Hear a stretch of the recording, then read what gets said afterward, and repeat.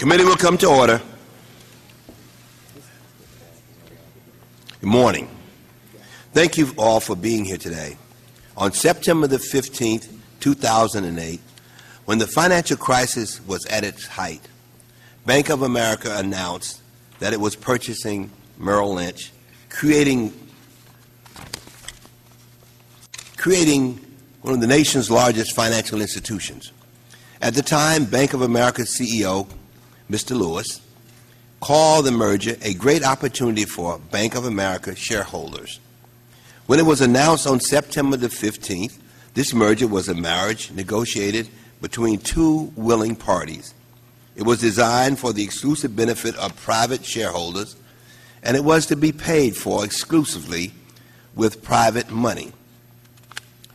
4 months later, on January the 16th, 2009, after a merger was consummated and the quarterly earnings were announced, the world woke up to a different kind of marriage. The American people discovered that Merrill Lynch had experienced a $15 billion fourth quarter loss. Most importantly, we found out that the merger had taken place only after the federal government had committed to give Bank of America billions in taxpayers' money. What happened in the interim? When Bank of America urged its shareholders to approve the acquisition of Merrill Lynch on December the 5th, 2008, there was no public disclosure of any problems with the transaction. However, in a deposition taken by New York Attorney General Cuomo, Mr. Lewis testified that just 9 days after the shareholders' vote, he discovered a $12 billion loss at Merrill Lynch. Mr. Lewis said he told then Treasury Secretary Hank Paulson that he was strongly considering backing out of the deal. According to Mr. Lewis, Paulson ultimately told him that if he didn't go through with the acquisition, he and the board would be fired. However, internal emails we have obtained from the federal government indicate officials there were very skeptical about Mr. Lewis's motives in threatening to back out of the Merrill deal. Federal Chairman Ben Bernanke thought Lewis was using the Merrill losses as a bargaining chip to obtain federal funds.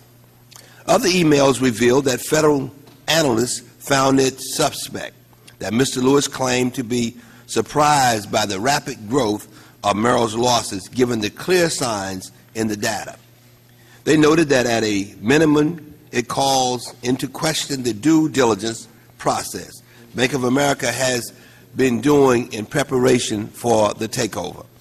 In short, the Treasury Department had provided a $20 billion for a shotgun wedding. But the question may be, who was holding the shotgun? At today's hearing, we hope to better understand what happened in the 4 months between September the 15th, 2008, when the merger was announced, and January the 16th, 2009, when the public learned that Bank of America had received $20 billion in taxpayer money. We will be looking for answers to some puzzling questions.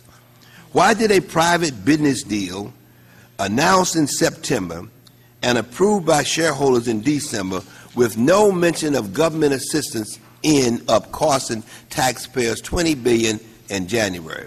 Did Paulson and Bernanke abuse their authority by ordering Mr. Lewis to go through with the Merrill acquisition, or did Mr. Lewis threaten to back out in order to squeeze more money out of the federal government? Did the federal government tell Mr. Lewis to keep quiet about the escalating Merrill Lynch losses and the government's commitment to provide billions in federal funding? I'm sure there will be other questions as well. To get to the bottom of these issues, we also intend to invite Mr. Paulson and to invite Mr. Bernanke to testify at a future date.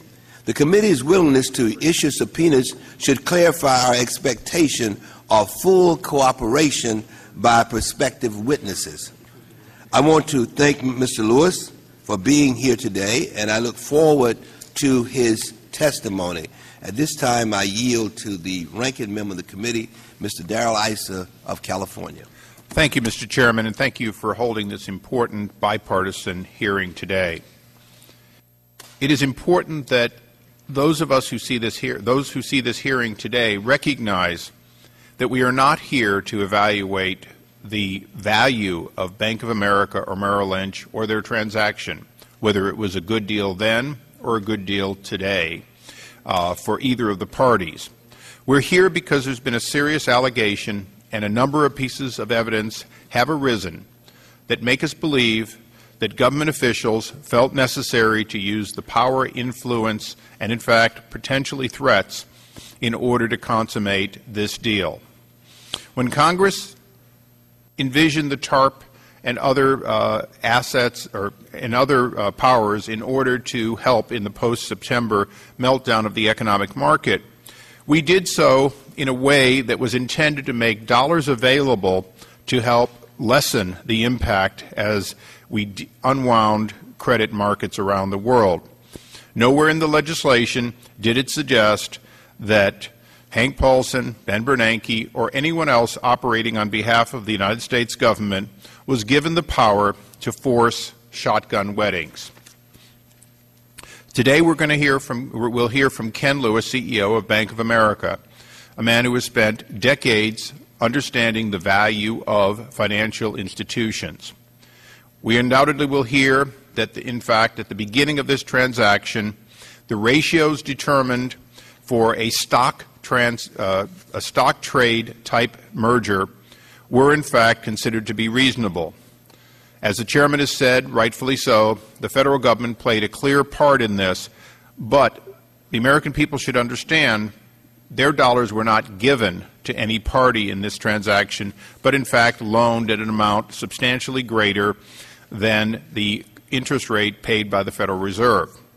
As such, Ken Lewis and all the parties involved had an obligation to recognize they were going to have to pay this money back and that they had to receive value in this transaction. Allegations have been made throughout the press and will undoubtedly be reiterated here today that the value that was being questioned by Bank of America had something to do with getting more money from the federal government. That may be true. Having done acquisitions myself, more often it is in fact the ratio being paid between the buying company and the selling company that is more at stake. Had Bank of America had to pay a greater amount in a stock trade than it did, the value of the Bank of America to the existing stockholders would have been reduced. Had, on the other hand, instead of a roughly 8 to 10 ratio, had it been a 5 to 10 ratio, the stockholders of Merrill Lynch would have had a significantly lower value to their stock. We are not here, though, today to deal with any of that. We are clearly here today as the Government Reform and Oversight Committee to deal with the question of whether or not allegations made and evidence that has arisen lead us to believe that those operating under the color of our government's seal used any unreasonable influence or threats in order to consummate this or any other deal. Mr. Chairman, I thank you for holding this hearing. I appreciate the fact that this is clearly the first of 2 hearings that will be necessary. Today we have part of the story when we have Mr. Bernanke and Mr. Paulson. Then we will have the other half of it. I look forward to this first hearing and yield back. Thank you very much. I now yield 5 minutes to Mr. Kucinich, who is the chair of the subcommittee. Thank you very much, Mr. Chairman.